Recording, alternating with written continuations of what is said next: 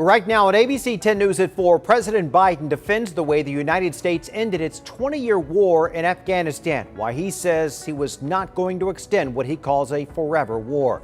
Plus, back here at home, a new plan could bring down the cost of housing in San Diego County, how this new approach can help both residents and developers. And former San Diego Mayor Kevin Faulconer lays out why he thinks he should have your recall vote and become the next governor of California.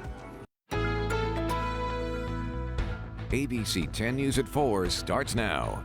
Well, just hours ago, President Biden defended his decision to end the U.S. military operations in Afghanistan.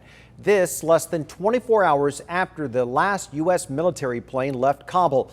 Biden said he refused to send another generation of young men and women to fight a war that he says, quote, should have ended long ago. I was not going to extend this forever war, and I was not extending a forever exit. The decision to end the military airlift operations at Kabul airport was based on the unanimous recommendation of my civilian and military advisors. Biden also addressed the fallen service members killed in the Kabul airport attack. 20 service members were wounded in the service of this mission. 13 heroes gave their lives. I was just at Dover Air Force Base for the dignified transfer. We owe them and their families a debt of gratitude we can never repay, but we should never, ever, ever forget. In addition, President Biden said he respectfully disagrees with those who say that he should have begun mass evacuations earlier. He also says the State Department will work with U.S. partners around the world to ensure Americans and Afghan allies left behind will be helped to leave the country. New today at 4, today the County Board of Supervisors approved a new plan proponents say could help bring down the cost of housing. Our ABC 10 News reporter John Horn is live downtown with a multi-pronged approach for this. John. Hi, Steve. Yes, two of those approaches involve spending millions to help get San Diegans into new affordable units and also looking at places in San Diego County and City where the county can buy land for developers to build on at a lower cost.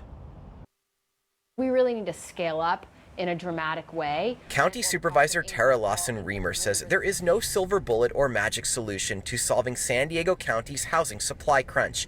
The region needs more than 21,000 new units a year, but is not even getting half that number. It's been a crisis many decades in the making, and it's going to take some good long time to dig us out of that crisis. On Tuesday, the board adopted a multi-pronged approach to help bring more homes to San Diego. It unanimously approved a framework that would call for, among other things, investing upwards of $20 million into a fund that could help bring 400 to 600 new affordable units. It wants county officials to examining purchasing land in areas like Sorrento Valley that could be developed into transit-oriented housing. And it could expedite permitting and reduce fees to help bring green affordable housing projects to fruition faster. We need to be looking at all these different tools in the toolkit and developing strategies to address the root causes across all of these different areas. Lawson-Remer says these are early stages and it's too soon to know how much money the county will need to make all of this happen. And the board has one more housing-related item tomorrow. That is on expanding affordable housing opportunities through project-based vouchers. Now, we have another update for you at 5 o'clock on the big topic of the day, which brought a crowd out here. That is Nathan Fletcher's proposal to combat COVID misinformation. At last check, the county board still had not taken it up. That could change by 5 o'clock. We'll bring you an update then. For now, live downtown, John Horn, ABC 10 News. You know, a lot of people concerned about that too. John, thank you. In an ABC 10 News Union Tribune poll, we asked Californians about getting vaccinated. Just over 1,200 people were surveyed. Now we asked, should the state of California require everyone who can get vaccinated to do so or not? 51% responded they should. 39% said it should not. 11% said they're not sure. San Diego County has hit a huge milestone this week. 75% of eligible population now is fully vaccinated against COVID-19. The state is also making progress, but there is still work to do to address those still hesitant. Our ABC 10 News reporter Mimi Alcala shares the story of a local family's loss and their plea to the public.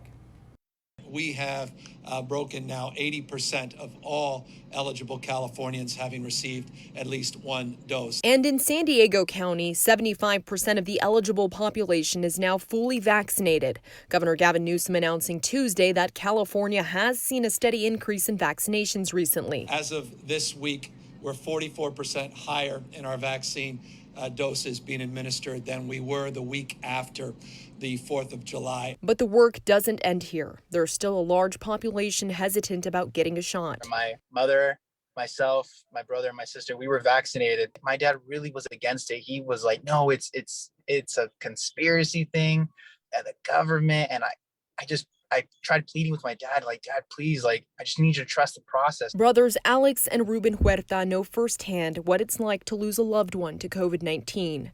Their 58-year-old dad, Ruben Huerta, recently died after being in the ICU for a month at Sharp Memorial. The doctors and the nurses that were just there for us, like, they really wanted a miracle to happen for my dad. They describe him as a hardworking man who was always there for his family. And my dad was the type of person who just left an impact on people by making them feel loved. He was just such a loving person that anyone that he came in contact with. Our whole family just took an amazing trip to Yellowstone, and we had the best time of our lives. And while they're now going through the hardest time of their lives, they hope their story will encourage others to consider getting vaccinated. My hope is that more people see this and are just touched by the story, to see a dad that loved his kids and his life being taken away. So if there's a solution out there, it's just get vaccinated, stay healthy, stay safe. Mimi Alcala, ABC 10 News. And so very young. Feeling for that family tonight. A GoFundMe page was set up for the Huerta family to help with funeral expenses and bills. We have that link on our website at 10news.com. Just click on the story on the homepage. More than 1 million people across Louisiana, Mississippi, and Alabama. They are still without power after Hurricane Ida blew through there. Officials say electricity may not be restored to some areas for about a month. To make matters worse, temperatures are expected to reach 100 degrees or more. That storm is blamed for at least 4 deaths now. Ida is now a tropical depression and is moving northeast. Tens of millions are under a flash flood threat, including parts of Tennessee. The message from the front lines of Hurricane Ida in Louisiana right now: stay away. State leaders are telling people who evacuated not to come back yet.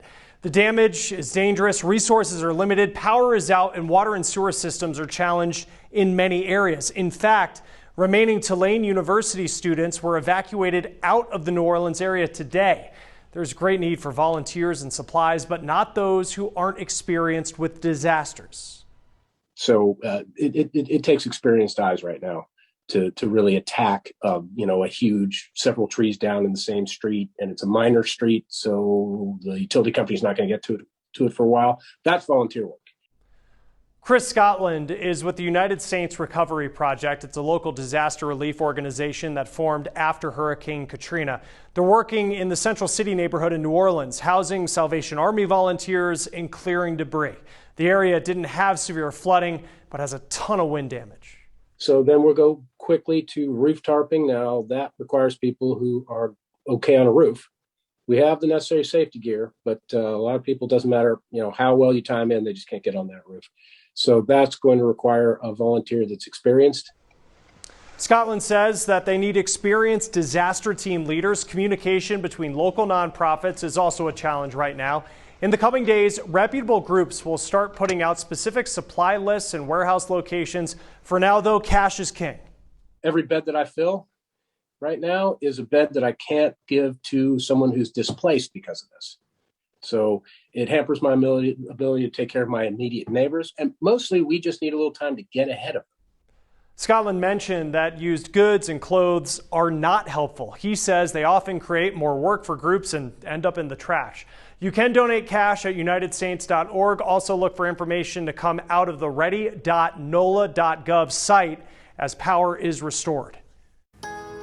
And there's been some active weather in our county as well. Lightning was captured in this video, lit up the sky overnight in Escondido. That certainly was a light show. Melissa Macia is tracking these conditions tonight throughout the day. You're talking about flash flooding. We don't hear that very often here, but that's a concern tonight. Yeah, it is a concern here for the next few hours. As we take a look at our map right now, we do have a flash flood watch in effect until 10 o'clock tonight. This is for our mountains and our deserts, and we just got an alert here just within the past few minutes that there is a strong thunderstorm that is going to impact the far eastern part of our county. It looks like the Doppler is tracking a thunderstorm north of the I-8 near Boulevard and right near the Imperial County line. So again, we could see wind gusts up to 50 miles per hour. Also, if you are in this area, consider seeking shelter inside because, yeah, we're dealing with that right now as we speak. Live look here over Poway where we are at 74 degrees. It was a pretty cloudy day in many parts of our county. We'll pinpoint how long these thunderstorms are going to last and then when we are going to start to cool down and dry out. Steve? Look forward to that, Mel. Thank you.